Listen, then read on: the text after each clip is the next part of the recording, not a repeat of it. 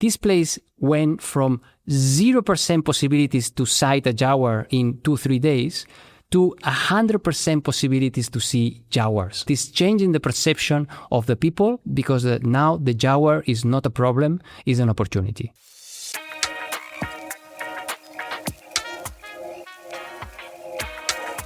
Welcome to another episode of Rewilding the World. I'm Ben Goldsmith, and I've got my friend Deli Saavedra here, the first person to come onto the podcast twice, because Deli used to run Rewilding Spain and was involved in some extraordinarily large, in European terms, rewilding projects on the Iberian Peninsula. Deli's left Rewilding Spain since we spoke and has gone to Latin America, where he now works for Rewilding Argentina and is leading the truly immense, extraordinary Jaguar Rivers Initiative. Deli, thank you so much for coming onto the podcast again. I'm so happy to see you, and I'm so excited to talk jaguars and rewilding in Latin America with you. Hi, Ben. Thanks for the invitation. And first of all, congratulations, because I think after, maybe 60 episodes of Rewilding the World, now this has been a big success. I know that there are thousands of people that are following the podcast and the different episodes, and I'm super happy to be here 60 chapters after. It's really kind of you, Deli, and it's all because of guests like you that I've had on. And we're approaching 1 million cumulative downloads. We're not far away, so it's quite exciting. Deli, before we talk about Latin America, I just want to talk about our mutual friend, Fernando Moran, who sadly passed away at New Year. Fernando Moran was a titan of rewilding, not just in Spain and Portugal. He came from Asturias in northern Spain, but really across Europe, because he pioneered the return of European bison in the Iberian Peninsula and found that when herds of bison were formed in these landscapes, they built ecosystems that were much more resilient to fire and much more abundant in terms of wildlife and so on. And it's just such a tragedy, such a loss for our movement. Fernando died unexpectedly at the age of 54, just after Christmas. He was full of plans, and I've been really sad about it. Yeah, it's. I think Spain is mourning the loss of one of the most effective rewilders. And I've been thinking also, because I've been also quite affected for the last days, and I was thinking, why the success of Fernando? And I think part of it is because he was an outsider. So he was not coming from the conservation. He was a countryside vet that discovered the species, got in love with bisons, and decided that he wanted to save them. And he was like a freight train. I mean, he couldn't be stopped. And I think this is in part because he was an outsider. So when the big scientists and the well-known scientists or the conservative conservationists will say, no, we don't want that. So we want the status quo, so the species that we already have, and we don't want a new species. And he just couldn't care less. And when the regional governors were putting problems to release bison in public land, he decided, okay, we will do it with private land owners. And he was so good speaking with farmers, hunters, private land owners. And I think that is the reason that he could manage to bring those 150 bison. He helped a lot with the Przewalski horses' first introductions in Spain. So, I mean, it's really a great loss. Yeah, you say he was like a freight train. To me, he seemed like a bison, a bit like Derek Gow, who has been very similar to Fernando in restoring first water voles and then more recently European beavers and now European wildcats in Britain. He was an outsider, and he came to manifest in a way the species that he loved. He was just such a tough guy, and his heart was so big, and he loved nature so much. I'd never forget being shown wild bison in Andalusia by Fernando, and he had his 2 teenage kids with him who he loved so much. And his big idea for the future was to restore wild, large herbivores across the European continent. He had projects in Macedonia and Bulgaria and other places, was working with Rewilding Europe. And he said that this is what we're missing. We're missing these big bovines, these big equines in the landscape. And I feel that his legacy must go on. And we're going to convene a call of interested parties, and we're going to do everything we can, a group of us, to make sure that we build upon Fernando's legacy. But I do encourage people to look up the work of Fernando Moran, and God bless him. Deli, before we talk about Latin America, I'd also love to get a little bit of an update on what's happening in Rewilding Spain, because you initiated these enormous projects in the Iberian Highlands and elsewhere, and you're still well in touch with the team in Spain. Spain, for me, seems like the most exciting national rewilding proposition in all of Europe, just on the count of the scale of these landscapes. How's it going there? Well, in fact, it's going very well and is much connected what we were talking before. So because Fernando was part of this help to the team of Rewilding Spain to make possible the reintroduction of the Przewalski horses, that they already happen in different herds. I think there are more than 50 or 60 animals right now. The first bison arrived to Iberian Highlands, to this huge rewilding area between Barcelona and Madrid. And there's a lot of things going on with the nature-based economy, so new businesses, new tourism opportunities for an area which is, for the people that remember that chapter very long ago, is as populated as Mongolia and has lots of opportunities but lots of challenges. And I think Rewilding Spain is doing an amazing job. It's creating now, the brand is created. So before, I invented the Iberia Highlands term, but now if you talk about Iberia Highlands in Spain or in Europe, in the conservation circles, everyone knows about this amazing area. So, and this is part of the project, to put a brand to the areas we want to protect, because this is part of the story. So I would say that this is great. It's going very well. And for anyone, just go to the website of Rewilding Spain and Rewilding Europe, and you can see how the progress is being achieved. Fantastic. Deli, what was it that made you decide to leave these enormous opportunities in Spain and go back to Latin America and to work again with the legacy of Chris and Doug Tompkins? Yeah, in fact, I just got a call from the director of Rewilding Argentina, from Sofia. We were in contact for some time. And he said, look, I had this huge idea here, but it's not possible. I can just not do it. I don't have time. I don't have the team. I don't have the resources. So why don't you just come here to try to make this initiative? And I think I like adventures, and I'm in a point with my children grown on, and I asked my wife also liked to have some adventures. So we were in the point to say, okay, why not? Let's go to live to Argentina and to lead this new initiative, which I think that it's an amazing thing to start. And first adventure, of course. And second, I think I'm a bit of a catalyst. I think I'm quite good and to bring people and organizations together to create new things and to create ambitious initiative. I think this is what I do well. So I say, well, why not? So I'm here in northern Argentina, living in Iberia wetlands for 1 year already. So just to give a little bit of the background, there's a fantastic book which is called A Wild Idea, which tells the story of Doug Tompkins and his wife, Chris Tompkins. It's a beautiful love story as well. And Doug Tompkins built North Face, the outdoor clothing brand, and Chris Tompkins was working in Patagonia. And the two of them went down to Latin America and they started establishing protected areas, and they began working with governments. And I think they've protected something like 10 million acres. Possibly 10 million hectares. Deli will clarify. And the legacy following the death of Doug is two organizations, Rewilding Chile and Rewilding Argentina. And they continue piecing landscapes together and creating these vast protected areas. You're working for one of those. You're working for Rewilding Argentina, and you're specifically leading the Jaguar Rivers Initiative. So what is the initiative? What's the big idea, Deli?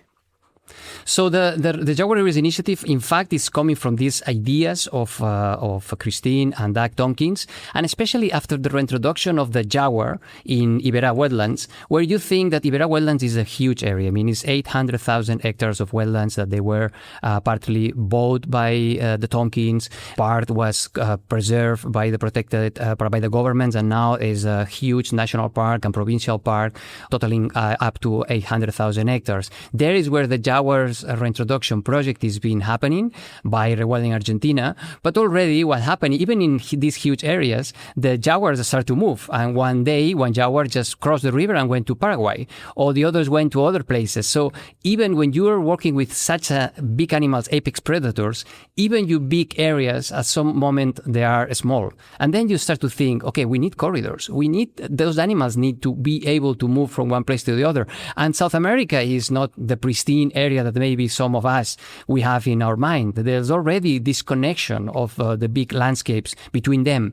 And we thought, okay, what are the best corridors? The best corridors are the big rivers of the Paraná Basin. Paraná Basin, just to put a bit of geographical context, Paraná Basin is the second river basin after the Amazon. It's big, and in fact is the fifth river basin in the world. Just to put a bit of dimensions here, you could say for the Americans, it's like two Alaskas. For the Australians, it's like a Western Australia state. And for the Europeans, it's the size of the Mediterranean Sea. So this is a big place with main rivers. And we thought, okay, let's use the main rivers with these evocative names like Paraná River, Iguazu, Paraguay, Bermejo. There are 5 main rivers, and use them as a river corridors, as a life corridors for the restoration and the protection and the connection of ecosystems in all this part that we could say that is the heart of South America. Before you conceived of this idea, was the jaguar present at all in these landscapes? Because I understand that it had been knocked back a lot and in fact extirpated from a bunch of places and then was proactively reintroduced in Argentina. They actually released them from boxes. What's the extent of the jaguar's range today and where is it to be found still? Very different situation all across the Paraná Basin. So in the southern part, which is we're talking about Argentina, it was extinct. It was extinct in all this part of the Iberá wetlands, and it returned thanks to these translocations initiated by Doug and Christine Tompkins. And now there are, after 70 years, the first animals were released, and now here in Iberá wetlands there are more than 40 individuals. In other parts of northern Argentina, there are a few animals that remain, and that's the reason there's another introduction going on in Impenetrable National Park. But then if you go to the northern part of the basin, to the Pantanal or to the southern Bolivia, there the jaguar is still, they still have viable populations. This is still more or less abundant, but of course with a lot of threats. And the jaguars to be found all the way up through the northern part of Latin America and through Central America, even into the southern United States. I heard of a male jaguar found in the southern part of Arizona or somewhere. And there are some American conservationists that hope the jaguar will pass through natural corridors up back into the United States. Although, of course, the Trump border wall may be an issue in blocking that. Yeah, now the regional range of the jaguar went from Patagonia, which is now extinct, all the way up to Arizona and to southern United States. So imagine, I mean, the distribution was completely, is a big range. And now they're still live in some pockets, but it's very important to have these corridors. Of course, I have to say that the name Jaguar Rivers Initiative is evocating the jaguar, but this is not an initiative for the jaguar. This is a river corridor for all wildlife, in the sense that what we explain is that if you are helping jaguars to move along these corridors, all the other species can, let's say, move beneath their legs, no? In this evocative way to say that if the jaguar can move, giant otters, peccaries, and monkeys, they're going to be able to move along the river corridors. So what are the big species that you're hoping to conserve through these rewilded corridors? What are the ones that I will have heard of? So you have the apex predators are mainly the jaguar and the giant river otter. That is also, there's a double translocation project, a reintroduction project also in Argentina is happening. And in Pantanal and Bolivia, there are still good populations. Those are the two carnivores. If you go to the Andean slopes, you have the Andean bear. And this is a endangered species that we want also to bring back to Argentina. And then you have the bigger herbivores will be tapirs. They will have peccaries, different species of peccaries, and then monkeys that also moving different species of monkeys. And then very important, and usually because no one is explaining about them, the large fishes. They're the large fishes that are living in the rivers, in the big rivers, like for example, the Dorado, very apex predators of those rivers. We also need to work with them. They do amazing migrations. They have a very important role in the river ecosystems. And of course, we also want to work and to protect those species.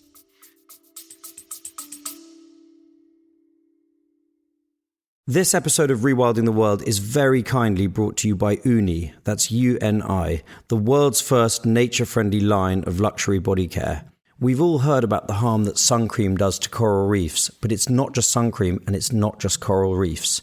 Well, Uni makes plastic-free, nature-friendly essentials like shampoo, conditioner, hand wash, and even natural deodorant, all full of nourishing ingredients such as seaweed kelp, aloe vera, and olive oil.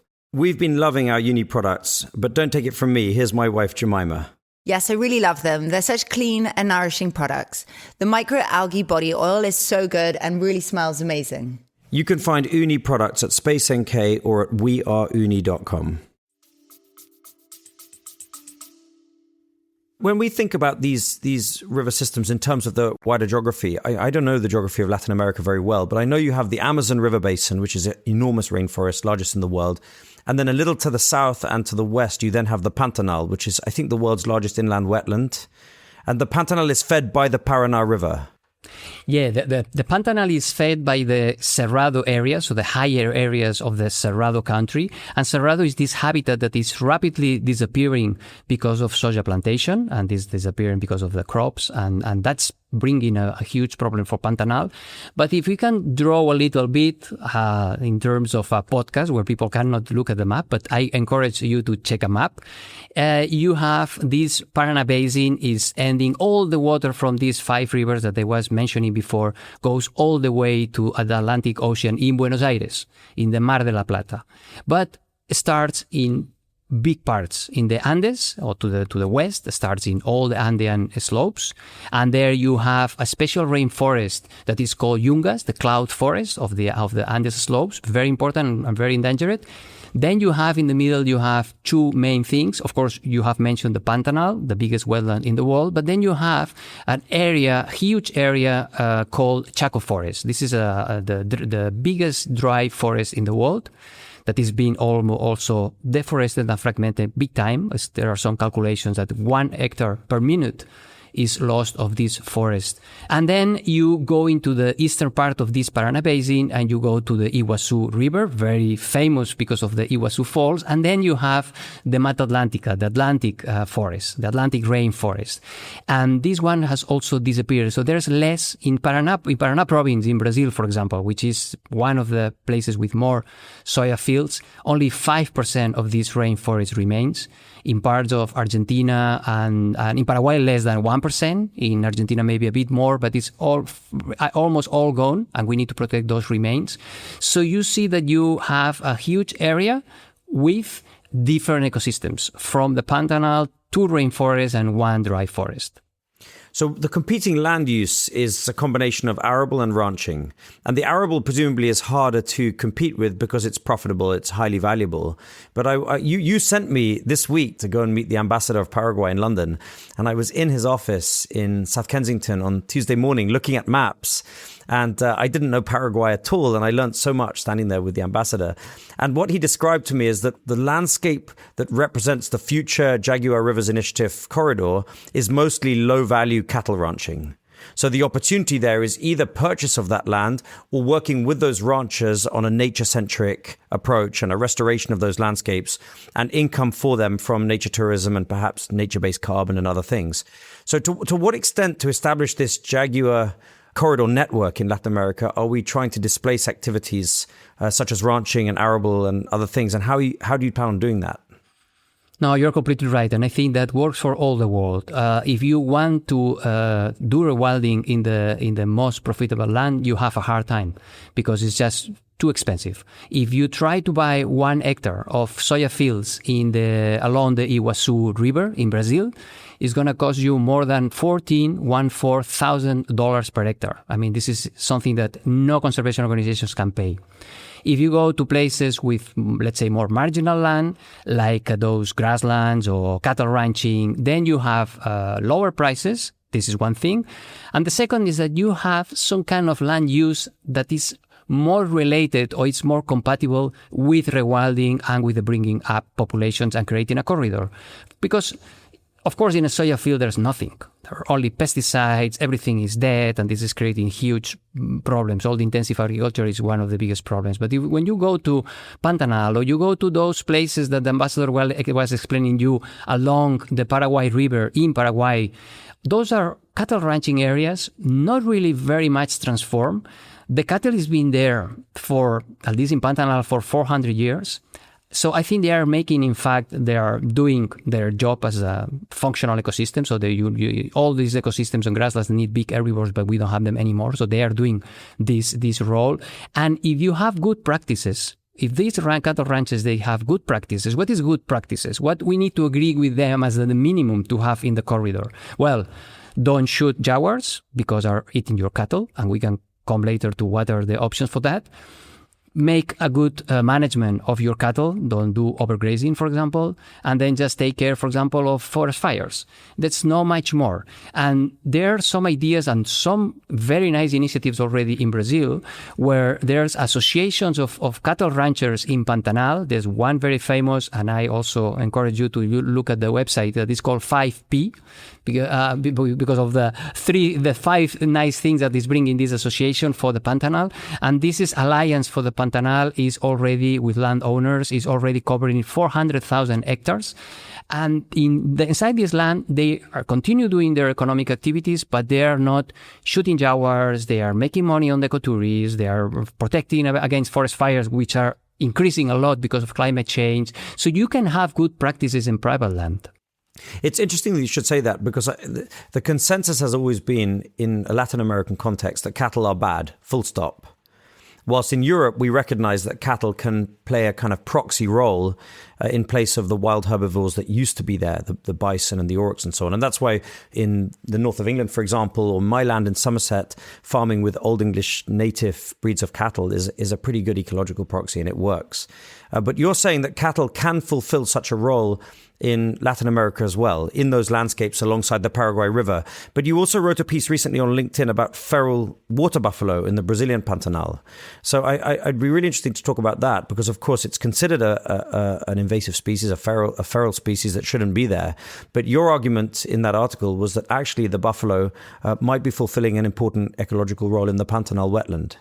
Yeah, of course, this is my personal opinion, because I'm going to explain later. This initiative is an alliance of 4 organizations, and they have different views and different roles. So this is my personal opinion. In general, I think that you cannot, as ecologist or natural conservationist, you cannot say that the cows are good or are bad. It depends. Nothing in ecology is white or black. It's always is gray. And I think we need to look well, when are the cases where, for example, having these herbivores is good, and when are the cases where it's not good. With water buffalo in Pantanal is a bit the same. So those are feral animals. They escape. They were put there. They're using them because it seems that they defend very well against jaguars. So they put them like a protection for the cattle against jaguars. But the reality is that many of them, they go feral, and they are roaming around the properties or around the Pantanal. And that could be bad or good. It depends on probably the density, it depends on the kind of habitats. But the reality for me, and I think this is like a theoretical speech, for me is, one, we are talking about very productive subtropical grasslands. So you have a lot of grass, amazing biomass of grass that is growing every year. If you don't have anyone that is eating it, you can only do prescribed burnings, maybe, but this is something that you can do in the small areas, but it's very difficult to do it in a big landscape. Or second, what is going to happen with the biomass? If you are very good as a firefighter to suppress all the fires, this biomass is just piling up for the next season. So at the end, when all the conditions are bad, and this happened in 2019 in Pantanal, it happened in 2024 in Bolivia, then you have these amazingly vast forest fires that are burning hundreds of thousands of hectares, and killing billions of animals. So if we don't want that, we need to put some tools. And I think this kind of livestock in this extensive way that is being roaming there for 400 years, especially in Pantanal, I think this is a good idea. And I cannot agree with the people that just say that the cows are bad because they are not coming from America, but they are coming from Eurasia. We could also argue, for example, not talking about cattle, but another considered invasive species, which is the horse. We could consider that the horse was born, according to the experts, was born and was evolved in South America. Then those horses moved from South America to Eurasia, and when the men entered through Bering Strait and conquer the American continent and start to kill all the big animals, they killed the horses.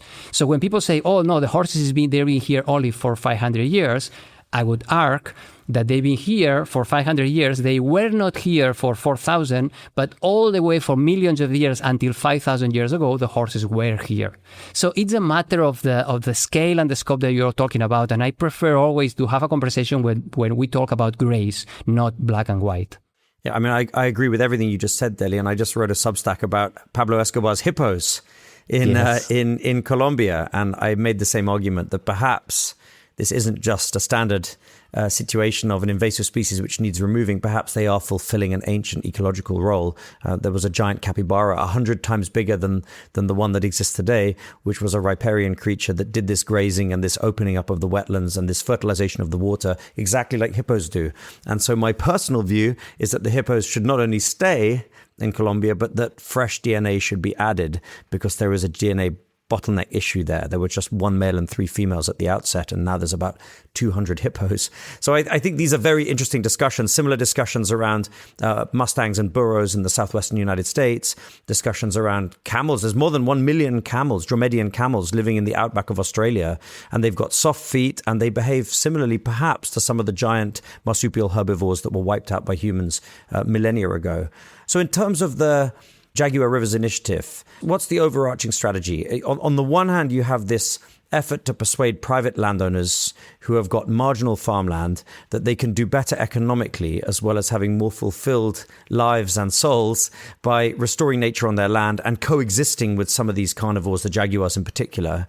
And on the other hand, you've got potentially land purchase. His Excellency, the Ambassador to Paraguay, told me that there's one particularly large block of land on the Paraguayan part of the future corridor that is up for sale. Who would buy it? How does that work? Is that's basically Doug and Chris Tompkins' approach? Yeah, so we can say that our toolbox as an initiative has a wide array of conservation tools. So one, of course, is buying land to secure the wildlife corridors, but you cannot do this on a large scale. It's very difficult. It's very expensive.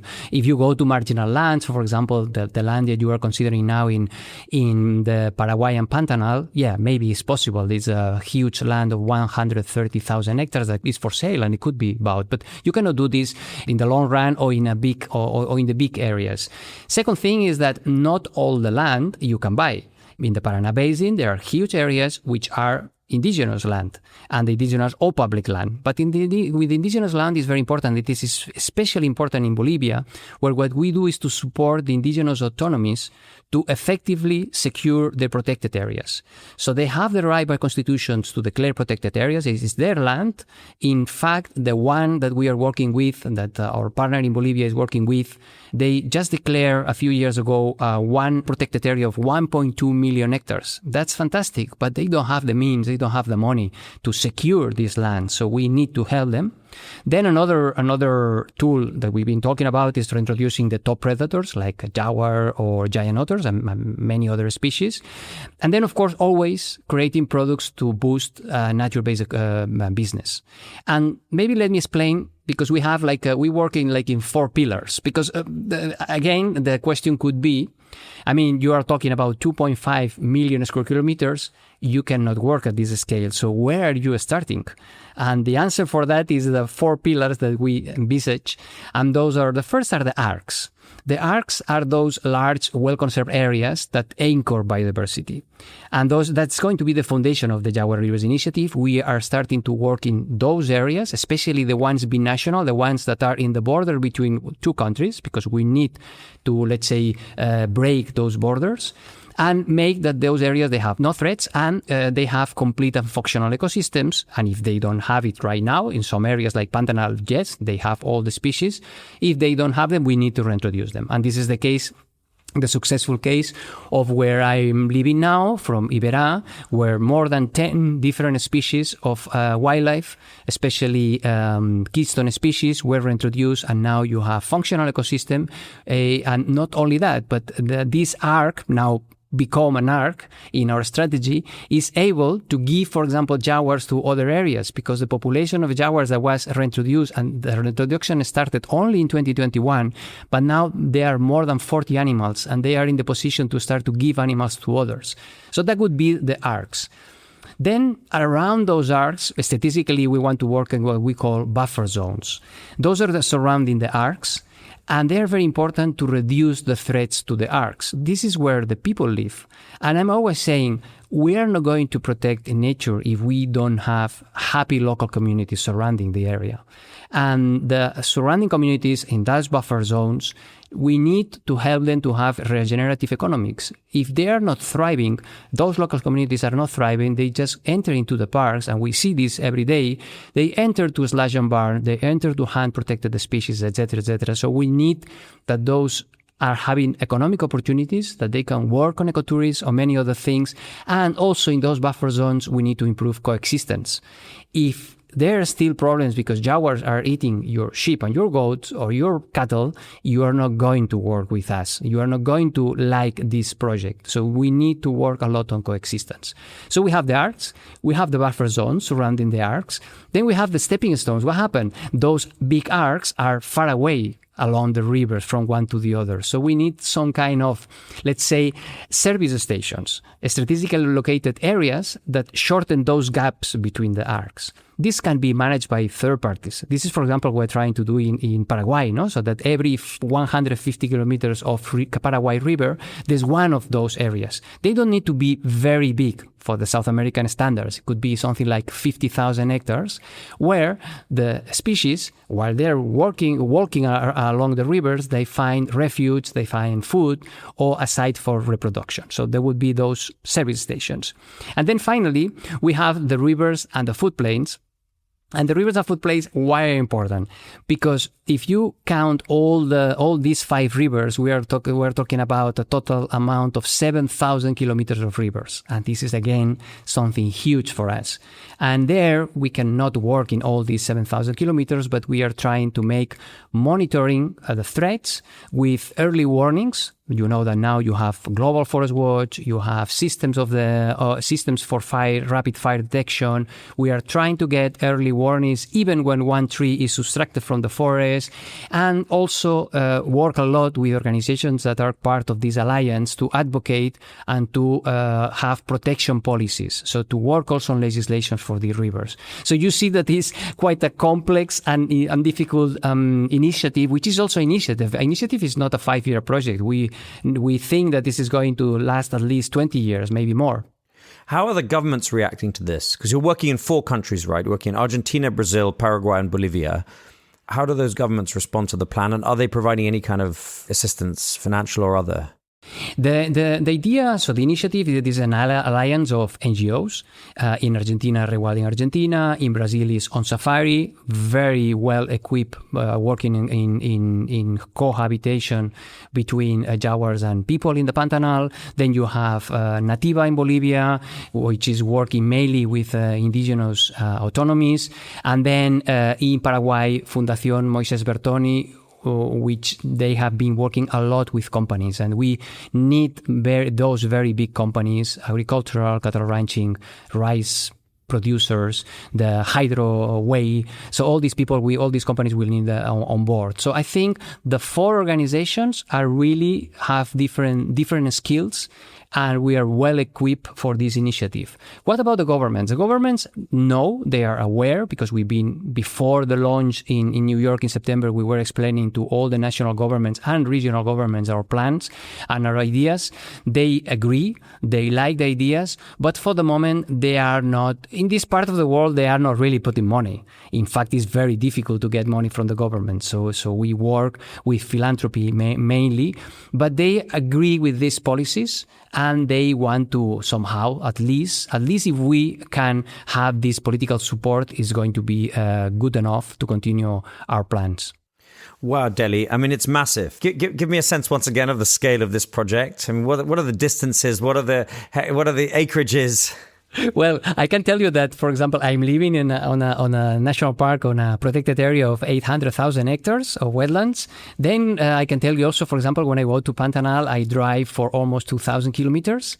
And then I go to Pantanal. In some of the areas, you need to get by boat 6, 7, 8 hours to get to some of the places we're working with. And when I do what I call the tour, which is I go to the main arcs of the 4 countries just to work with my colleagues and the 4 organizations, I just do a total of 5,000 kilometers by land with a 4-wheel drive, starting in Argentina, crossing to Brazil, going to Pantanal, then crossing all Bolivia and back to Argentina in the Andes. So yeah, it's a huge area. I mean, this will be one of the greatest wild places on earth. It already is, but connecting it all up like that is truly a grand vision. And I dream of visiting. I've never been, and I'd like to see the Pantanal. What's it like? What is the Pantanal like to visit, Deli? Describe to me for a moment how it is in the Pantanal. Well, for me, I was writing the other day that but they were asking me, okay, so what is the place in the world that you like most? And this is always a very difficult question. And I said, well, my recent best place in the world is a place called Serra do Amolar. And this is in the middle of the Pantanal, right in the border between Brazil and Bolivia.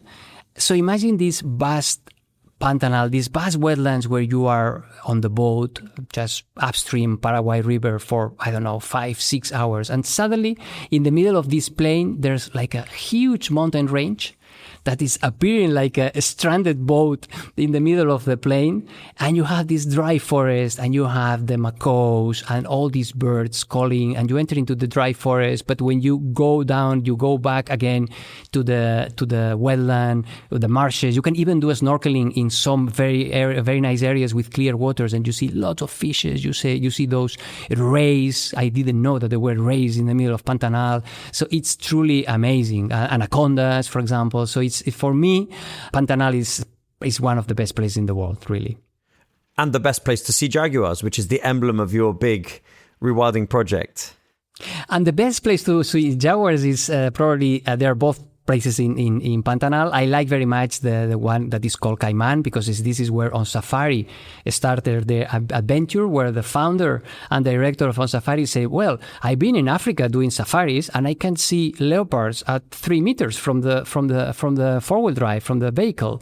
Why can't not do that with a jaguar? It would be a way to make the landowners earn money with the jaguars and not shoot them because they're eating cattle. And he started 14 years ago to habituate those animals. And habituation doesn't mean that they are pets. The only thing that means habituation, like we see in Africa, is that the animals just don't care about the vehicle, about the car. They just they continue doing their life. And what is amazing in the last decade, this place that is called Caiman, and there's a lodge, and you can visit, and you can do safaris.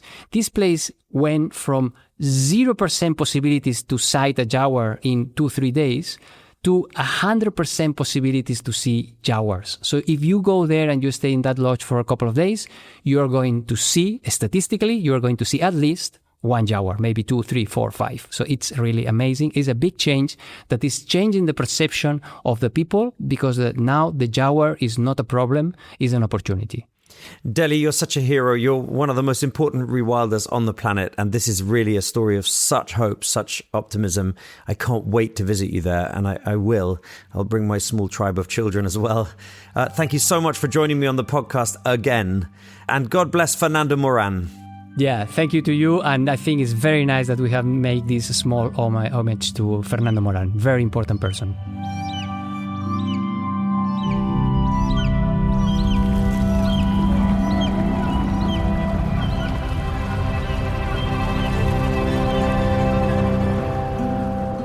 The world needs more Deli Saavedras. It's just so exciting what he's doing in South America. It's not a part of the world that I know very well, but I certainly hope to visit him there at some point. If you enjoyed the episode, please do give us a like, give us a share on whatever platform you use to get your podcasts. Post the link to this show to whatever notice boards or social groups you're part of if you think people will like it. It's growing all the time, and that's thanks to you. Next time, we're going to Croatia to talk to Maria Kranajic, who's responsible for rewilding Europe's massive project in the Velebit Mountains, one of Europe's last and greatest wildernesses. Maria is an inspiration, and her story is one that you've really got to hear.